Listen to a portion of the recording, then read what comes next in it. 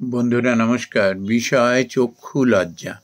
বন্ধুরা, এটা তো খুবই সত্য কথা যে লজ্জা হলো মানুষের পরম ভূষণ। কিন্তু আবার কখনো কখনো এই লজ্জা যখন চক্ষু লজ্জা হয়ে যায় না, কখনো কখনো সেটি কিন্তু আমাদের বিড়ম্বনার কারণ হয়ে দাঁড়ায়। কীরকম? ধরুন কোন একটা জিনিস আমার পছন্দ হচ্ছে না, আমার মন থেকে সায় দিচ্ছে না, কিন্তু আমরা চক্ষু লজ্জা করে না, মনের সায় না থাকা সত্ত্বেও কিন্তু সেখানে সায় দিয়ে ফেলি, এবং সেটি কিন্তু পরে আমাদের জীবনে কিন্তু কষ্ট ডেকে আনে। দেখবেন, আমরা প্রাথমিক দর্শনেই কাউকে বিচার বিবেচনা না করেই না তাকে অযাচিতভাবে তার প্রতি বিনয় প্রদর্শন, সৌজন্যতা, ভদ্রতা এবং সেবা, এগুলো অকাতরে না আমরা দিয়ে দিই বা দিতে থাকি। কিন্তু বন্ধুরা, আমরা কি উলুবনে মুক্ত ছড়াই কখনো? ভস্যে কি কখনো ঘি ঢালি আমরা? কিন্তু যদি আমরা এটি করি, তার কিন্তু বিরূপ ফলই পাই। অনেক সময় আমরা যোগ্য মানুষকে, মানি ব্যক্তি যিনি, যেহেতু তিনি মুখ ফুটে কিছু বলেন না, এই সমস্ত জিনিসগুলো, কেউ আমাকে শ্রদ্ধা করুক, আমার প্রতি বিনয় অবনত হোক, আমার প্রতি সৌজন্যতা দেখাক, অনেক সময় অনেকের কাছে এটি বিড়ম্বনার কারণ হয়ে সে চায় না। ওই জন্য কী হয়, আমরা অনেক সময় তাকে ভুলও বুঝে ফেলি। আবার এইরকম বদান্যতা যিনি দেখাতে আসেন অযাচিতভাবে, তাকেও আমরা ভুল বুঝে ফেলি, আন্ডার এস্টিমেট করে ফেলি। আপনি যান রাস্তা দিয়ে, কাউকে অযাচিতভাবে উপকার করতে যান, দেখবেন না প্রথমেই সন্দেহের তীর এসে কিন্তু আপনাকে বিদ্ধ করবে। আর একটা কথা আছে,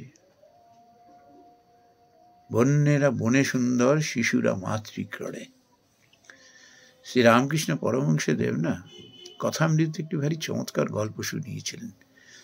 এক জেলেনি, তাকে এক রাজার বাড়িতে সে মাছ দিত আর কি।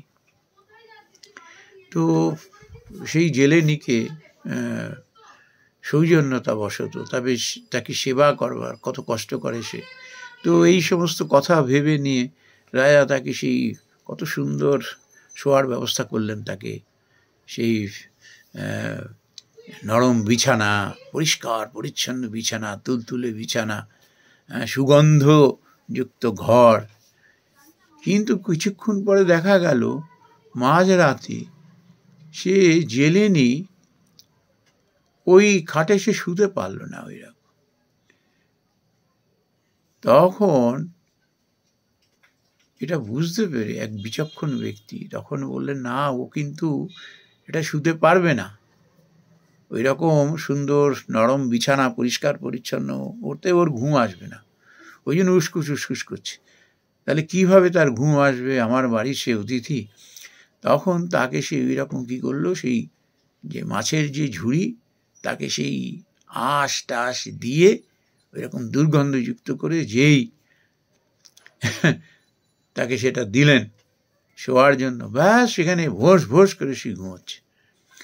কিন্তু কী হয়, আমরা সংসারে যখন বাস করি না, এই সংসারে দেখবেন আমরা বাইরের মানুষের থেকেও কিন্তু সংসারেই কিন্তু আমরা সব থেকে বেশি আঘাত পাই, সব থেকে বেশি দুঃখ পাই। তার কারণ কি? আমরা স্নেহবশত না আমাদের আবেগটাকে আর কন্ট্রোল করতে পারি না। যেখানে যতটুকু দেওয়ার সেটা আমরা না করে অযাচিতভাবে সব বিলোতে থাকি। সে মান বলো, সম্মান বলো, অর্থ বলো, তার সুখ্যাতি বলো, অযাচিতভাবে। এটা কিন্তু বিরূপ ফল দেয়। যেমন মানুষ, তাকে ঠিক সেইভাবে তার সঙ্গে মিশতে হয় এবং তাকে সেইভাবে সম্মান দিতে হয়। মানে অসম্মান নয়, অমর্যাদা নয়, তার আত্মসম্মানে আঘাত নয়।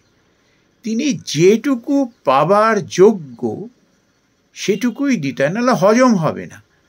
ওই আগের দিনে এরকম শুনতাম না গল্প, যে একজন সেই 1 লাখ টাকা সে লটারিতে পেয়েছে, তো সেই খবর যিনি দিতে আসছেন, আগের দিনে তো সেই লটারি শুনেছি সে বাড়িতে সে নাম ঠিকানা এরকম সব লিখে লিখে নিয়ে যেতেন আর কি। তো সেখানে খবর পৌঁছে যেত কে লটারিতে 1 লাখ টাকা। তো ওই রকম একজন কি করেছে, কর্তৃপক্ষের কথা না শুনে ও বেচারি যে লটারিতে 1 লাখ টাকা পেয়েছে স্নান করছিল, তাকে এসে বললো, আরে বাবা তোমার তো ভাগ্য খুলে গেছে, তুমি লটারিতে 1 লাখ টাকা পেয়েছো। ব্যাস সঙ্গে সঙ্গে সে স্নান করতে করতেই তার মস্তিষ্কটি বিগড়ে গেল। ওই খবর শুনেই সে পাগল হয়ে গেল। তো তাকে সইয়ে সইয়ে সইয়ে সইয়ে অযাচিতভাবে যে যে জিনিসের যতটুকু প্রাপ্য তাকে সেখান থেকে শুরু করতে হয়, সইয়ে সইয়ে তাকে সব কিছু দিতে হয়। নালে হয়ে যায় কি, সে বুঝতে পারে না, তখন সে অন্যভাবে নেগেটিভ অর্থে সে তাকে বিচার করতে থাকে যে এটি দেন আর কি অকাতরে। এবং দেখা গেল যে পরবর্তীকালে সে সম্মান দিল, সে উল্টে সে অসম্মান পেতে শুরু করে দিল। এই কি হয়, আমরা এগুলো করতে গিয়ে, সংযমী আচরণ করতে গিয়ে আমরা অনেক সময় পথভ্রষ্ট হয়ে যাই চক্ষু লজ্জার জন্য। এই চক্ষু লজ্জাটিকে কিন্তু দূরে সরিয়ে কিন্তু কর্তব্য কর্মের কথা মনে করে কিন্তু এগোতে হয়।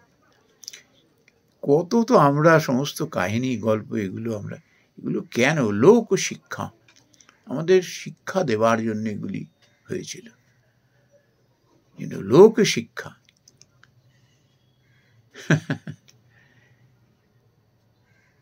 এটিকে আমাদের জীবনের পাথেয় করে নিতে হয়। এবং তারই একটি এই অংশ হলো এই চক্ষু লজ্জা। চক্ষু দিয়ে দেখব, বিচার করব, কিন্তু লজ্জার দ্বারা সিক্ত হয়ে ভুল সিদ্ধান্ত নিলে তার খেসারত দিতে হবে। নমস্কার বন্ধুরা।